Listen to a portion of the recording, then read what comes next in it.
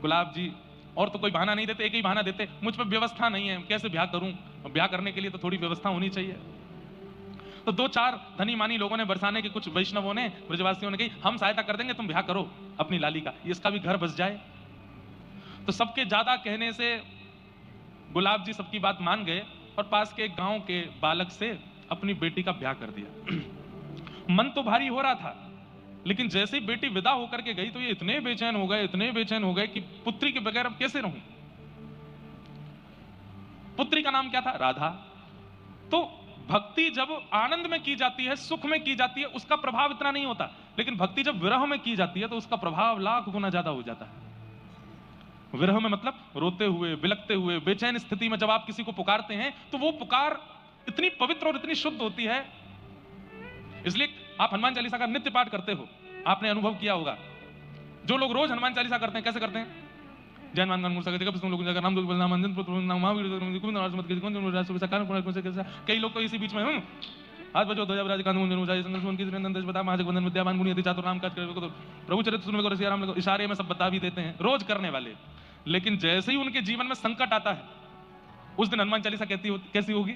जय हनुमान ज्ञान गुण सागर जय कपीस तिहु। ए भाई 10 मिनट मुझको कोई नहीं छेड़ना, मैं हनुमान जी की आराधना कर रहा हूं। क्यों? क्योंकि पीड़ा में, संकट में, व्यक्ति जब संकट में होता है, पीड़ा में होता है, विपत्ति में होता है, तो उसकी स्मृति, उसका भजन अति पवित्र हो जाता है।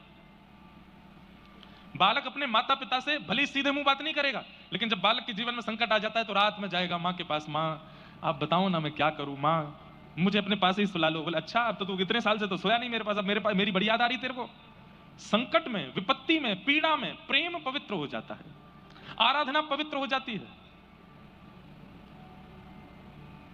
तो आज तक तो राधा राधा बोलते थे क्योंकि बेटी का नाम राधा है, लेकिन वही बेटी अब जब ससुराल चली गई तो गुलाब खां की स्थिति ऐसी हो गई, अब विरह में पुकारने लगे, राधा राधा मेरी राधा।